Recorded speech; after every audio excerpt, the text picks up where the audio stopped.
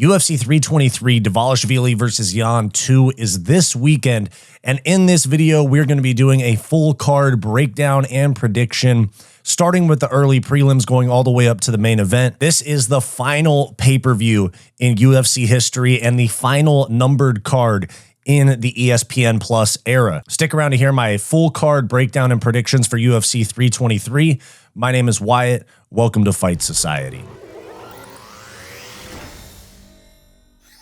We start with the early prelim opener of Muhammad Naimov versus Mayron Santos. Now, Muhammad Naimov is coming off of 2 wins this year over Khan Offley and Bogdan Grad. He also beat Nathaniel Wood in 2024. Let me check real quick. No, he beat Felipe Lima in 2024. He beat Jamie Malarkey and Nathaniel Wood in 2023. And the Nathaniel Wood fight, he cheated a lot in. And you see this a lot. He's gotten away with it for the most part because his fights are in very favorable regions for him, is what I'll say. You know, fighting in Abu Dhabi, fighting in Azerbaijan, fighting in Saudi Arabia earlier this year on the Adesanya versus Imavov card. He fights in very EV, OV, AV ending last name friendly territories, is what I'll say. Here he's in Vegas. They're not going to let that shit fly. And he's going up against Mayron Santos, who's coming off of wins over Francis Marshall. That one was a close fight. But then after that, as the co-main event to Burns versus Morales,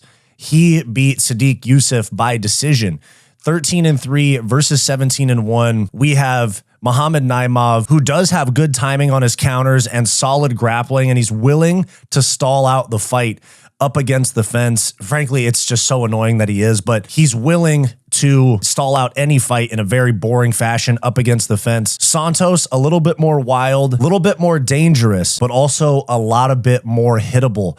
And that's why in this fight, I think that especially with him cutting to 155 in this fight, or cutting to 145 in this fight, where his previous fight was at 155 against Sadykhov, the extra weight cut, the hitability and all of that. I know he's 17-1 and he's won multiple fights in a row, but I'm actually going to go with Muhammad Naimov by 29-28 decision. I think the first round is going to go to Mayron Santos. He's going to come out very aggressive, land some big shots that might wobble Naimov early, but Muhammad Naimov is going to be able to survive that first round, land some counters in the second as Mayron Santos slows down and becomes less dangerous, and ultimately control the fight with some grappling up against the fence where it's not fun to watch. It's not entertaining. It's not something that's going to get him in the UFC's good graces, but it is going to win him a 29-28 decision. And that's what I have happening in this fight is Santos to take round 1 and then Naimov to take rounds 2 and 3 for a 29-28 decision.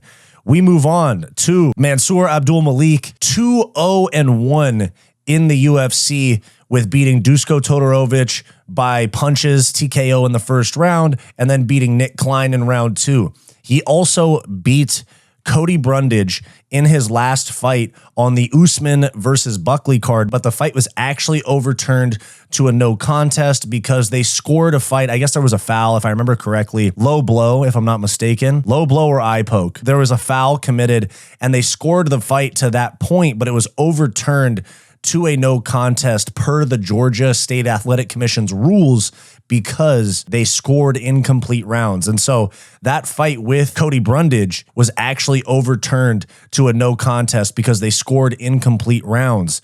And so Cody Brundage gets a loss taken off of his record, and Mansur abdul-malik gets a win taken off of his record. Now, Antonio Trocoli has yet to win in the UFC. I mean, he had a canceled bout with Ovince St. Preux in 2022, canceled bout with Umar Sy in 2024, another canceled bout with Ikram Aliskerov in 2024, and then he loses by TKO to Sharamagomedov, and then he loses by standing guillotine in 1 minute and 20 seconds to Tresean Gore. And I don't rate Tresean Gore, frankly, whatsoever. Tresean Gore is not a good fighter, in my opinion. And Antonio Trocoli, I know he's had some rough bookings where he's got fights canceled, fights moved, all of that, but he is truly a walking punching bag, especially at this weight class. It's almost like he should be at 205 because he's really tall. He actually has like an Alex Pereira, Yusri Balgori type of build, and he just overcuts for 85, and it's a lot like Alex Pereira did. He's 6'5" at 185. I know some guys can make that weight, but somebody like Mansur abdul-malik, who is 6'2", a little bit more compact. He's almost like got that Atiba Gautier build, like that Francis Ngannou build at middleweight, much more filled out from a physicality standpoint. He's undefeated. He's got a lot of punching power. Make no mistake, this is a setup fight for Mansur abdul-malik to get an easy highlight reel win against a punching bag of an opponent. I think that Mansur abdul-malik's going to dominate this fight. Keep in mind, Trocoli got submitted in the first round by Tresean Gore. Mansur abdul-malik does not do much grappling, is not much of a submission threat in general, where Trocoli hung in there with Sharamagomedov, who was just piecing him up. Basically, he was a walking punching bag. So he is durable, but he is not very skilled. And frankly, yeah, this is just for them to keep building a future middleweight star in Abdul-Malik. So I am going to go with a domination by Mansur abdul-malik, but it's not going to happen early because Trocoli is durable. So I'm thinking that he's going to get beat on for 2 rounds, and we're going to see a finish late second round, early third round, up against the fence. He crumbles kind of the same way he did against Sharamagomedov, Antonio Trocoli, I mean, and we are going to get a late round 2, early round 3 TKO up against the fence for Mansur abdul-malik. And from there, you got to start booking him with a little bit better competition. You can't keep booking him Dusko Todorovic, Nick Klein, Cody Brundage, and now Antonio Trocoli. They're giving him a really easy route because he's not very experienced, as you see right here, only 9 pro fights. But you got to start giving him a step up after this. So Abdul-Malik, late TKO finish. We move up the card to Iwo Baraniewski against Ibo Aslan. I know it says he's 1-0. He's actually 6-0, not 1-0. His 1-0 is a Contender Series win against Muhammad Ali. Oh, that's an interesting name, Muhammad Ali. Very unexperienced, 6-0 in his career, has not faced anybody that's very good. I mean, 1-0 facing a 0-0 opponent, 2-0 facing a 6-6 opponent, 3-0 facing a 9-5 opponent, 4-0 facing a 2-0 opponent, 5-0 facing a 4-0 opponent. He's just very unexperienced, especially being as young as he is. He's 27, very unexperienced, a pro fighter, but he does have 19 amateur fights. So that does explain why he's getting pushed so fast with only 6 pro fights. 6 feet tall. He's a little undersized for the weight class, especially going up against Ibo Aslan, who I really don't rate much either, because he lost to Billy Elikana, who's literally a middleweight. He was the LFA middleweight champion, if I'm not mistaken, and he got submitted in the first round by Iwon Kultilaba. Aside from that, he beat Anton Turkali with a TKO, and he beat Rafael Carquera, who's also not very good. So even though this is a tough one, you have a guy that's not very experienced at the pro level, undersized for the weight class, and then you have Ibo Aslan, who had very clearly a completely shit regional record. 0-0 against a guy that has literally NA for his record. 1-0 against 0-0, 2-0 against 0-7, 3-0 against another guy with an NA for his record, 4-0 against 0-0, 5-0 against 1-2. He beat Robert Valentin very early on in both of their careers, and Anton Turkali, but for fuck's sake, he's 10-1 fighting a guy that's 5-9. He's 9-1 fighting a guy that's 18-21. Ibo Aslan's competition level is very, very low. And that's why I don't really rate him very highly, especially his performances in the UFC. He's obviously on steroids, in my opinion. He literally has tits. Like, he has tits that bounce during fights. He has the craziest gyno that I've ever seen. He has gyno that's like the size of a fist. It's not like a tiny little gyno like an Israel Adesanya or a Josh Emmett, at least compared to this guy. It's not gyno like Josh Emmett or Adesanya where you see like a little bit of a mass there. You see Ibo Aslan has literally like fist-sized gyno on his chest that bounces when he fights. It's tough because I don't rate either of these guys very well. The amateur experience is something to think about for Iwo Baraniewski, but Ibo Aslan on steroids, in my opinion, bigger, and at least more experienced in the UFC. I'm going to take Ibo Aslan by round 1 KO. I think he's just going to be too physical, Of course, I don't really like Ibo Aslan. I don't like the fact that he's on steroids with crazy gyno and that he gets big opportunities because he's a big power guy. They want to build the market in Turkey. But I hope that Iwo Baraniewski wins, but I'm going to go with Ibo Aslan round 1 KO. I just haven't seen anything from his comp level in Iwo Baraniewski that has me thinking that he can withstand the massive shots that Ibo Aslan throws. Now, if Baraniewski survives round 1, is able to survive the onslaught, if Baraniewski is able to survive the round 1 onslaught from Ibo Aslan,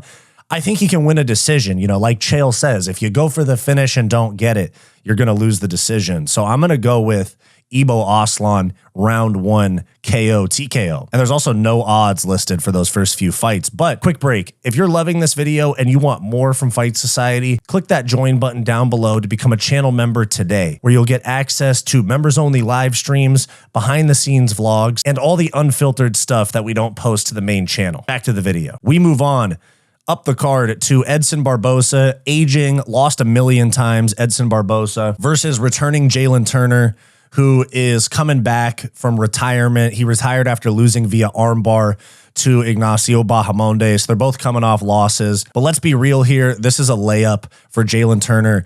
Jalin Turner retired. He's 14-9, a fucking god-awful career record. And that's how you can tell the UFC does want him to do well, which is why they're giving him Edson Barboza, who's 40 years old almost, a lot smaller, former featherweight. And even with that said, you can see right here, Jalin Turner minus 250 favorite. I think Jalin Turner is one of the locks of the card because he's just so much bigger. He hits so much harder. He's given tough fights to Gamrot, to Dan Hooker, who are both much more still in the prime of their careers. I wouldn't say Dan Hooker's in his prime. He's a lot closer to his prime than Edson Barboza. This is clearly a payday for Edson Barboza. It's almost like he shouldn't even be fighting anymore. I feel like I've watched him get beat up so many times in a row now. Edson Barboza is going to get beat up and KO'd super early in this fight. I take Jalin Turner late round 1, early round 2, KO, TKO. But we've seen before, Jalin Turner, a quitter in his career and in fights before. He's missed weight. He's lost a lot of times. If Jalin Turner does not get a finish in that first like 6-7 minutes of the fight, we could see Edson Barboza start to mount a comeback, but I don't see it in this fight. I am going to go Jalin Turner via early stoppage, TKO, KO. We move on from there to Bruno Ferreira, looking to get ranked in the middleweight division. He's going up against Marvin Vettori, who lost his last fight against Brendan Allen at UFC 318. And Bruno Ferreira, he's very tanky for the weight class. Look, his losses, Nursultan Ruzaboyev, who way outsized him. He knocked out Gregory Rodriguez, and then Nursultan Ruzaboyev beat him with a counter, way bigger than him. Tough matchup. That's not the matchup that he's facing here against Marvin Vettori. Phil Hawes, he KO'd. Dustin Stoltzfus, he KO'd. He got submitted by Abus Magomedov, who's all right. Armbarred Armin Petrosian and armbarred Jackson McVeigh. Whereas Marvin Vettori, 19-9 in his career. Ooh, shit. He's lost 4 out of his last 5. Decision to Whitaker. Then he beat Roman Dolidze in 2023, lost to Cannonier, won a grappling match against Tarek Suleiman, and then lost to Dolidze. Terrible. Roman Dolidze sucks so bad. And Brendan Allen as well in a firefight type of fight. And Brendan Allen doesn't have any punching power, so he wasn't able to put him away. Bruno Ferreira is able to put people away. He's got a lot of power. He's experienced as well. And Marvin Vettori is not the same absolute tank, indestructible chin that we've seen in his career. I know that he's still, his losses are decisions. Decision. All of his career losses are decision, actually. So he's never been finished. But at this point in his career, especially coming off the Allen fight where he took a lot of damage against an iffy striker with no power from Brendan Allen, I think someone as durable and tanky as Bruno Ferreira is going to be able to land a big shot. I'm thinking late finish, big combo, because Marvin Vettori has no skills, if we're being honest. He can hold people up against the fence a little bit, but his striking is literally like bench pressing 1-2s. He's right here. He doesn't rotate at all. He just bench presses 1-2s. No rotation, doesn't turn the hips over at all. No power whatsoever. And that's why I have Bruno Ferreira, who sits down on big shots. And I know that he's been finished before. I'm looking at his Tapology right here. I know he's been finished twice and it was Nursultan Ruzaboyev 2.5 years ago. And then at the end of last year against Abus Magomedov. And Abus and Nursultan Ruzaboyev are a lot closer to the level that he's fighting today or this weekend, as opposed to Jackson McVeigh and Armen Petrosyan, who I really don't rate much, especially McVeigh, who's very inexperienced. He has like 6 pro fights. I'm going to take a late stoppage for Bruno Ferreira. I think that Marvin Vettori is going to just get beat up for most of this fight, hit with big shots, and stay in there. But I think that this is going to be the fight where Marvin Vettori gets that chin cracked. I don't know if he gets knocked out cold, but I think he gets dropped with a big shot up against the fence. I think he's going to 1-2 his way up against the fence, have Bruno Ferreira with his back up against the cage.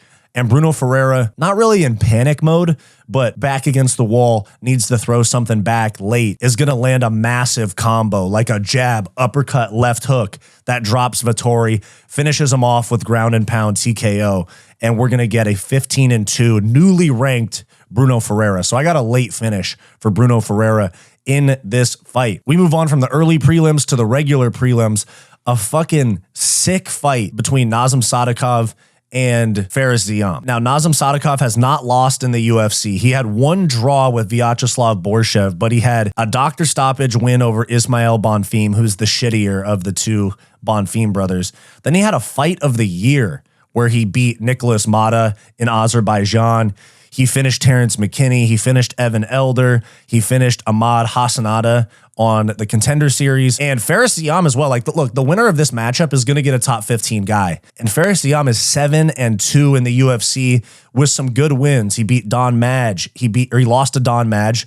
And then he beat Jamie Malarkey, Luigi Vendramini, rear naked choked by Terrance McKinney, who Nazim Sadykhov beat via a 2nd round rear naked choke, beat Michael Figlak by decision, beat Jai Herbert by decision, Claudio Puelles, he KO'd Matt Frivola, decisioned Mike Davis. I'm just seeing way too many decisions to where Fares Ziam allows his opponent to stick around just a little bit too long, if we're keeping it real. Great record, 17-4. He's had a couple of knockouts, the good one over Matt Frivola, but he lets his opponents hang around, as where Nazim Sadykhov gets people out of there. I mean, doctor stoppage, rear naked choke, doctor stoppage, round 2 KO. The only one that he had go to a decision in the UFC was a decision with Vyacheslav Borshev for a draw, which doesn't really look so good considering that Vyacheslav Borshev is like 7-6 or 7-7 in his career at this point. But Nazim Sadykhov, pressure, cardio with good punching power, whereas Fares Ziam has a very like rangy point fighting style, and he's got good defense, but he doesn't have a whole lot of danger, or he's just not like the most dangerous fighter in the world. And Sadykhov is, and I know he's shorter. He has kind of short arms for the weight class. He's got bad reach. 6 inches he's given up on reach to Fares Ziam. And I know that Ziam is a -142 favorite, but Nazim Sadykhov is, if you're looking for an underdog to put money on, that's not too crazy of a risk. I think Nazim Sadykhov is a good guy to put your money on. I'm going to take him by round 3 TKO. I think that Fares Ziam is going to win the 1st round, maybe even win the 2nd round, but him allowing Nazim Sadykhov to stick around is going to hurt him really badly.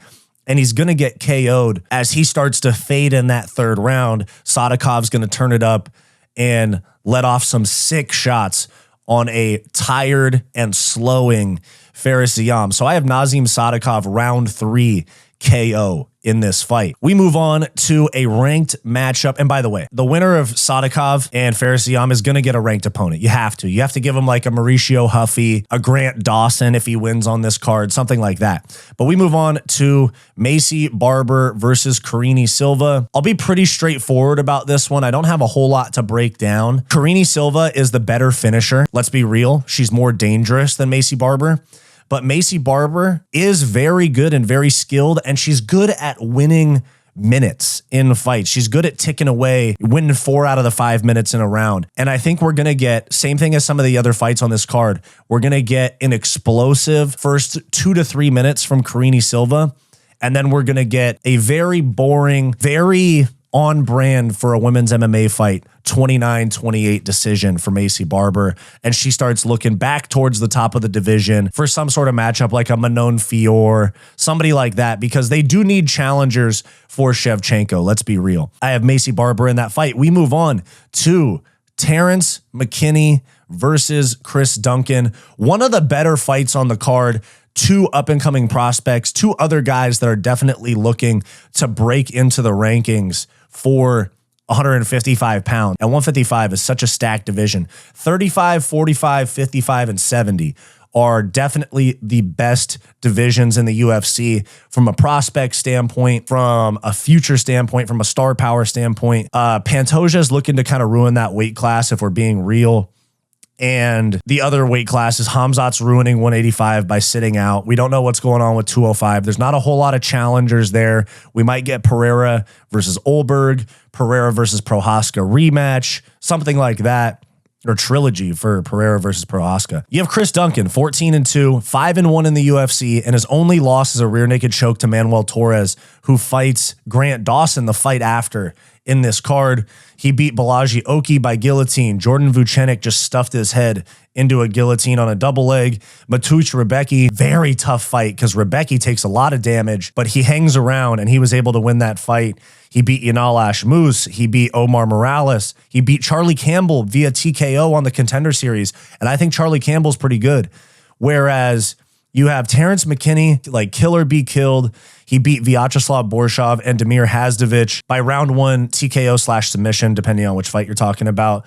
And then lost to Esteban Rivovic in 30 seconds with a head kick. Lost to Nazim Sadykhov. Lost to Ismail Bonfim. That's not a good loss. Lost to Drew Dober. That's okay.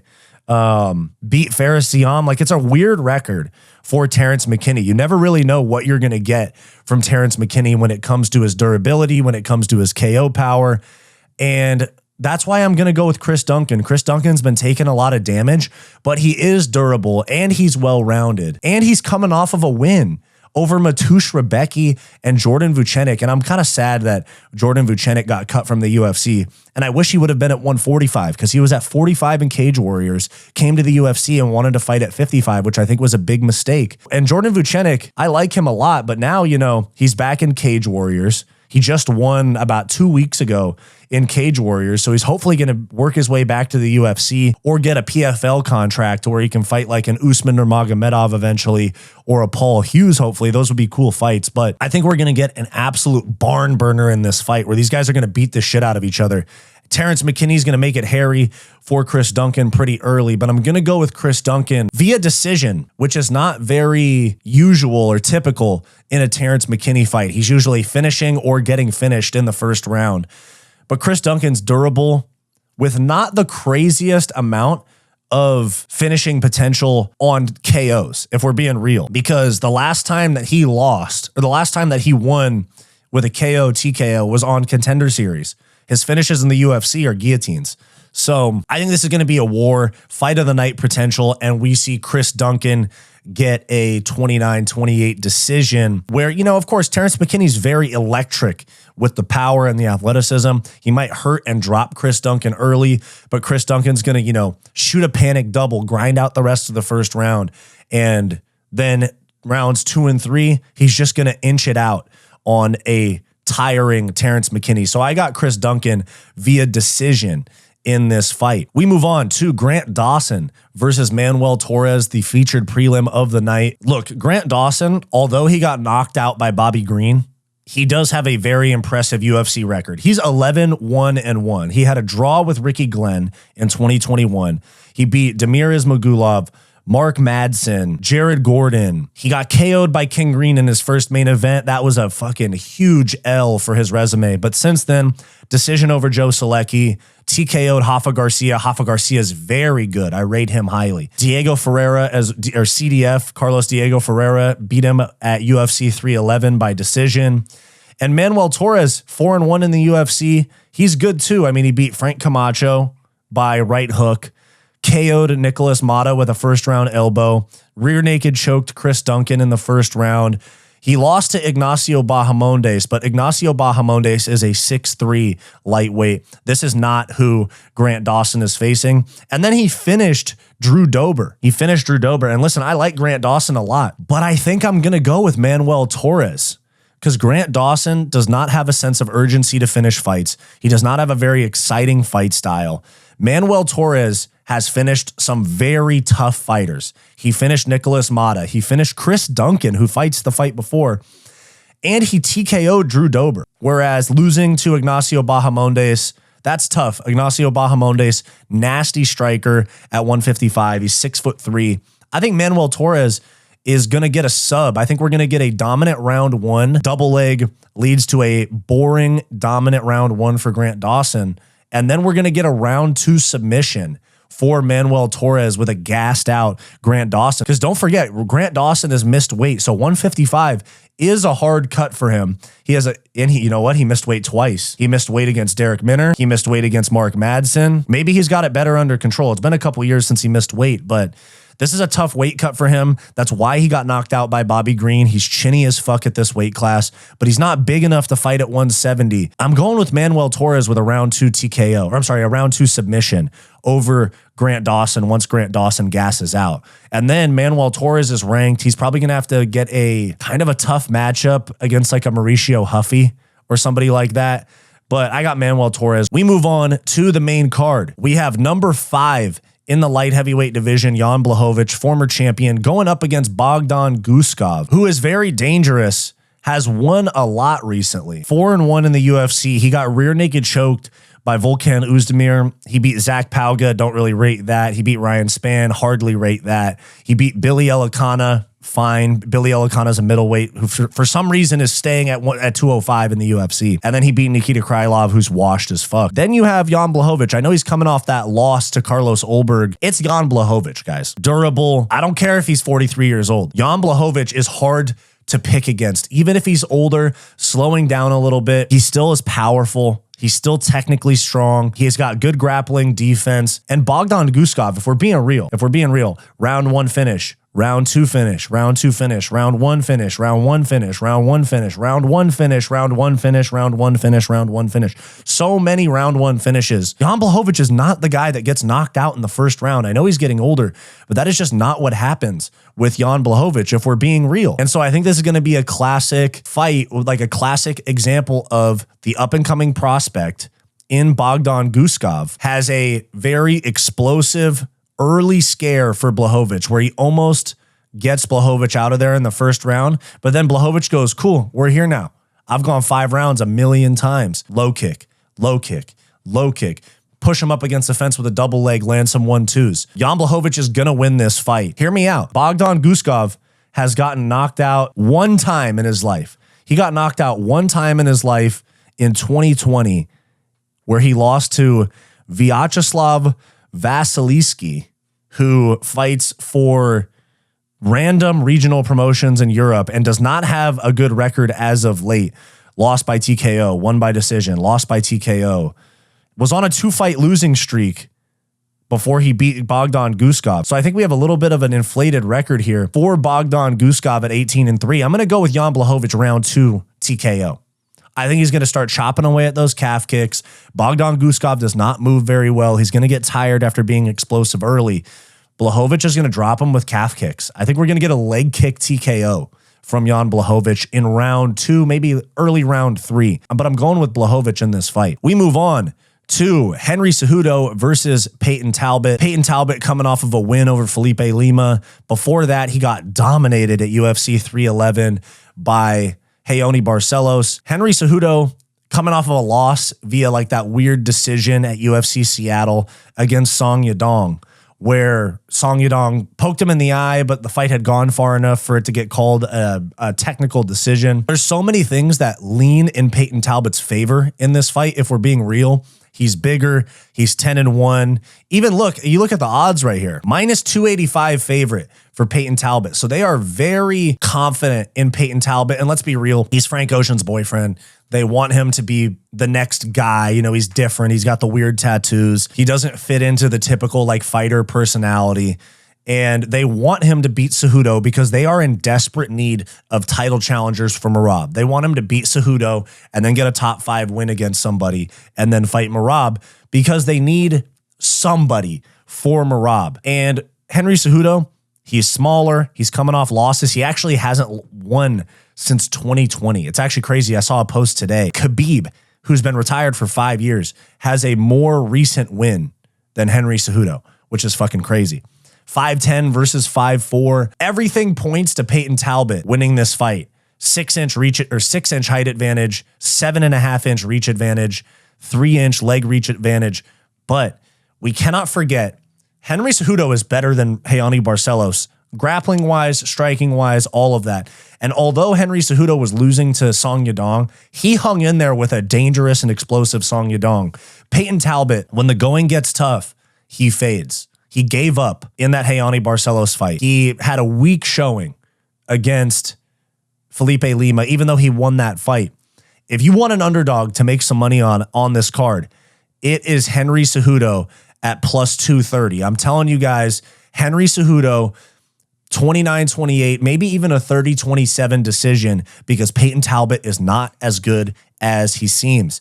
The Cameron Simon fight that he dominated, that doesn't age well because Cameron Simon has not done well since that fight. And then what's the other one? Giannis Gamori's terrible, bro. Giannis Gamori's terrible. He KO'd him, I think, on the, what was it, UFC 303? It was supposed to be the Conor card that he KO'd him on that fight. Payton Talbott is not that good. And now he's going up against a former double champ who's about to retire. Let's be real. Henry Cejudo, this is the last fight on his contract. He said that he's going to retire because Dana would cut him if he doesn't retire. Henry Cejudo is going to win this fight in a very dominant fashion. And I think that if you want some money to make on underdogs on this fight, it's Cejudo by decision. I'm really, really confident in that. Henry Cejudo might retire or get cut. From what I hear, I hate to talk about this stuff, but I hear Henry Cejudo is, short on money, is what other fighters like Sean O'Malley say and a few other people. Henry Cejudo might be going to the PFL. Let's be real. I don't think he's retiring. I think he's just done from the UFC because Dana fucking hates him. He doesn't really draw. And Dana hates him because he tried to pull the retirement shit to get paid more in 2020, came back and hasn't won since. So Cejudo, 30-27 decision, maybe 29-28. Put some money on him if you're looking for an underdog. We move on to Brandon Moreno, 23-8 with 2 draws, going up against Tatsudo Taira. It's basically a pick'em fight, minus 102 for Brandon Moreno, minus 118 for Tatsudo Taira. Moreno's a former champ, fast hands, great scrambles, good jiu-jitsu, tons of 5-round experience.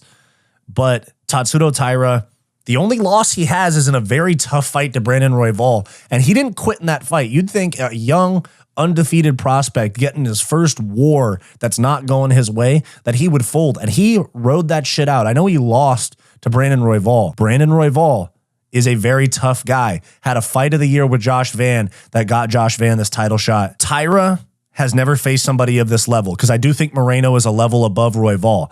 And, 1 + 1 doesn't always equal 2. In MMA. MMA math does not work out. So you would say, oh, Moreno beat Royval. I think Moreno actually lost to Royval once as well. But Tatsudo Taira lost to Royval. You would think that Brandon Moreno would beat him. I don't think it's going to go like that. I'm actually going to go because Brandon Moreno used to 5-round fights at this point. This is a 3-round fight. Tatsudo Taira has done a lot of 3-round fights and I think 1 5-round fight in his career. I am going to go with Tatsudo Taira because of such amazing back control and that calf kick that he throws. He finds a way to get to the back in every fight. Moreno has been submitted before. Moreno has taken a lot of damage recently. The Figueiredo fights, the Mir Albazi fight, he got hit a lot. The Pantoja, his most recent Pantoja fight. I am going to go with Tatsudo Taira with a round 3 rear naked choke. For some reason, his back control is next level.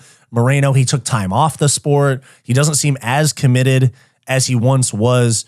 I'm going with Tatsudo Taira via late submission. And if not that, decision because he controls the back for so much of the fight. We move on to the co-main event, Alexandre Pantoja against Joshua Van. This is a great fight. It's going to be fun. And as much as I want Josh Van to win this fight and become the 2nd youngest champ in UFC history, he is not going to win.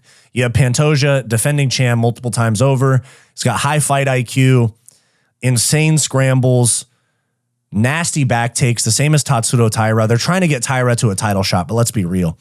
But Josh Van, young, really inexperienced. He's only been training for like 6 years. He just got knocked out last year. A lot of questions in the grappling department. I know that Josh Van, he's confident, fast, young. Pantoja's been doing a lot of 5-round fights, a lot of 5-round, hard fights. I know the last couple have not been as competitive. He ran through Kai Kara France. But Josh Van is so soon. It's too soon for him in his career. He's 24 going up against a multiple time defending champ that might have a better championship run at 125 than Mighty Mouse. So Josh Van is going to make it fun for a round or two. But when it comes to late in the fight, Pantoja's still standing in front of him, trying to take his back, blasting those double legs up against the fence, aggressively going for the back take. I just think that I see Josh Van. I talked about this in my interview with James Lynch. Josh Van, 24 years old, 23 years old, whatever he is, in round 4 or round 5 or both of a championship fight with possibly the best champion in the history of his division on his back, one of the better finishers from a back take position that we've seen in recent UFC history, it's going to be too soon. And we're going to be like, holy shit, Josh Van is a fish out of water. He's panicking with Pantoja on his back. I got Pantoja like round 3 or round 4 rear naked choke sub. The first couple rounds are going to be fun, and I'm happy about that. But Josh Van's going to get submitted in round 3 or 4. And maybe Tatsudo Taira gets a title shot because they need contenders to fight Pantoja. But I think as much as neither of them have shown interest in it, Pantoja moving up to 135 for a chance at Merab. He's too small and Merab would beat him. But we need some sort of super fight for Merab, whether it's at 45 or it's the 25 champ coming up and trying to get him. We need something more interesting for Pantoja because he's just going to be running through these guys. Tatsudo Taira is an interesting challenge, but it might be too soon for him as well. Pantoja round 3 or 4 sub. We move on to the main event. Merab Dvalishvili going for his 4th title defense in a calendar year. Petr Yan, who got dominated, absolutely dominated it the first time they fought. Merab Dvalishvili shot 49 takedowns, failed 36 of them. Won in very dominant fashion. Merab's on a very long win streak, cooks everybody basically, and now he's confident in his hands. So the only path to victory that I see for Petr Yan is Merab making mistakes by wanting to keep it standing, wanting to get a standing TKO, wanting to drop him with the hands because he already proved his point with the grappling. But let's be real. Petr Yan, with his 5-round style of basically taking the first round and a half off to download information. And Petr Yan's one of my favorite fighters, so I hate that I'm going to pick against him. I'm going to pick Merab by unanimous decision. It's going to be a repeat of the first fight. And the reason why is that Petr Yan, way too willing to throw away early rounds to gather information. And that's where Merab comes out with the pace. He's going to take rounds 1 and 2. And by the time that Petr Yan's like ready to get it going, Merab's going to have already taken him down 12 times in 10 minutes. And we're going to see a repeat of the first fight. Let's be real. I see some people talking about the massive weight cuts for Merab 4 times in a calendar year being a problem, which I'm not arguing against. There is a possibility that the pace is not there for Merab, that the cardio is not there for Merab, that the chin is gone for Merab because of 4 massive weight cuts to the title fight weight, 135, not 136, in a calendar year. It's actually 4 times in like 10 months. We saw what happened with Renner de Ritter. He basically gave up against Brendan Allen because he had 5 weight cuts in 11 months. It's a bad omen for Merab, but I don't think it's going to make that big of a difference. I think Merab is just an anomaly, whether he's on EPO or it's just genetics, whatever it is. He's an anomaly when it comes to durability, weight cuts, cardio, pace. Merab's going to dominate this fight to a 49-46 decision, 50-45, 50-44. It's going to be a dominant decision for Merab. And there we have it. So to summarize, I got Merab, Pantoja, Tatsudo Taira, Henry Cejudo, Jan Blachowicz, Manuel Torres, Chris Duncan, Maycee Barber, Nazim Sadykhov, Bruno Ferreira, Jalin Turner, Ibo Aslan, Mansur abdul-malik, and Muhammad Naimov. That's what I have for my UFC 323 full card predictions, the very last pay-per-view in UFC history, guys, headlined by one of the more legendary fighters of the modern era, Merab Dvalishvili, crazy win streak. And we got to be looking at a super fight for Merab after this. They might go for an Umar rematch. They might go for a O'Malley trilogy. if he wins in January. But I think we need a super fight. We need Pantoja moving up to fight Merab, or we need Merab moving up to fight Volk, or Merab moving up to fight for a vacant 145 belt if Volkan does fact retire in February. There's rumors of course, we have Diego Lopez and Volk fighting in February, and we have rumors of Aljamain Sterling against Lerone Murphy being on that card as well. I could see Merab, especially if Volk wins then retires, I could see Merab Dvalishvili moving up to fight the winner of Aljo versus Lerone Murphy. Oh wait, no, he wouldn't fight Aljo. Fuck. So it would have to be Lerone Murphy. If Lerone Murphy wins. Fuck, we're about to hit some gridlock in these divisions. But we need a super fight for Merab, whether it's at 25, 35, or 45. We need something, all right? So there's my picks. Let me know yours down below. My name is Wyatt, and this is Fight Society. Do you want more from Fight Society? Like and subscribe below this video, and click the join button to become a channel member today to get access to behind-the-scenes vlogs and members-only live streams.